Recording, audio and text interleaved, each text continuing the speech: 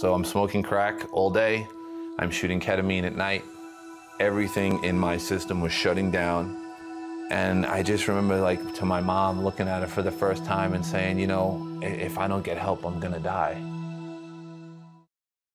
You know, we grew up a normal kind of red-blooded American family. I had one older brother, my mom, my dad, myself. When they're younger, there was a lot of joy, a lot of laughter. And then something just started to change. My mother had become born again and really had made Jesus the Lord of her life. Unfortunately, my dad, I think, felt very strongly that he had to compete with Jesus as far as maybe from a relationship standpoint. We had come home from school and just remember the look on my mom's face, and we knew. And I just remember looking at my mom and said, "Daddy's gone again, isn't he?" And sure enough, he was. Part of the settlement with my dad at that time still was that he would get to have the kids on the weekends or every other weekend. It started to turn violent.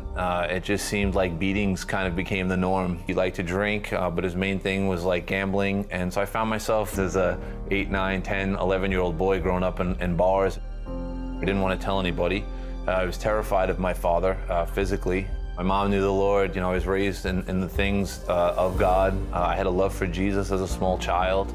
But as I got older, you know, I just couldn't really handle the rejection. How could there be a loving God who I can't see if my own father can't love me? And that became a very constant theme, and I just became very angry at God. After I graduated high school, I started to get involved with acid, LSD, mushrooms, Vicodins, angel dust, PCP. It just started to become a black hole. I just could not stand being sober. My mother made a decision when my dad left that she was going to raise her children. And she never dated anyone, never brought a man home. And then around 21, she decided she was going to get married. I remember this is a conversation my mother said to me right before she got married. It was, "Son, I love you. I'll do anything in the world for you. But until you're ready to get help, I can't help you." And she made a decision at that time to just sever ties and say, if you're going to live this lifestyle, you're going to have to do it somewhere else. To me, the one thing in my life that was a constant that would never leave me or reject me was my mother. And here she was abandoning me. And that just threw me off the deep end. I had no respect for myself. Therefore, I had no respect for anyone else. Doing whatever it took to get high became the way to get high.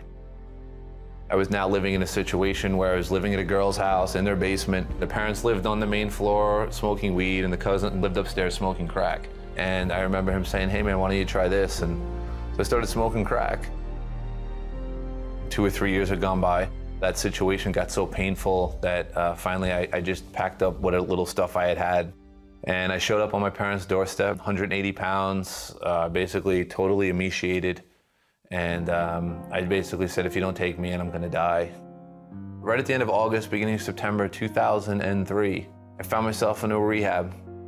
And I can remember sitting there the first night in rehab and just literally saying, you know, God, you know, if you're real, I need to know you're real. And I know there's a lot of stories in this book, but if I don't read something that gives me some kind of hope, I just don't think I'm gonna make it.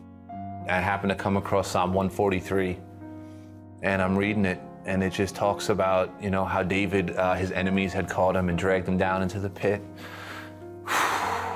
And just how he remembered, you know, all the good things the Lord had done in his life, and, you know, how if he spared him, that he would live for him and he would give his life for him. So 2 more days go by, and I'm reading that psalm every night. So the 3rd night comes, and Jesus just revealed himself to me. For the first time in my life, I had revelation of the cross of Jesus Christ. I gave my life to Jesus that night, and inexplainably in an instant, like every bit of shame and guilt and condemnation that I had over my life was broken. My sins were forgiven. The thing that I knew for the first time is this wasn't about my mother. This wasn't about religion. This wasn't about anything other than Jesus Christ being my Savior. If I could talk to you and you're out there and you're struggling with addiction and you're just feeling completely hopeless, I would tell you there's hope. I would tell you plain out flatly that Jesus Christ is your only answer. He is the one who can redeem your life from the most broken, darkest pit that you can conceivably be in.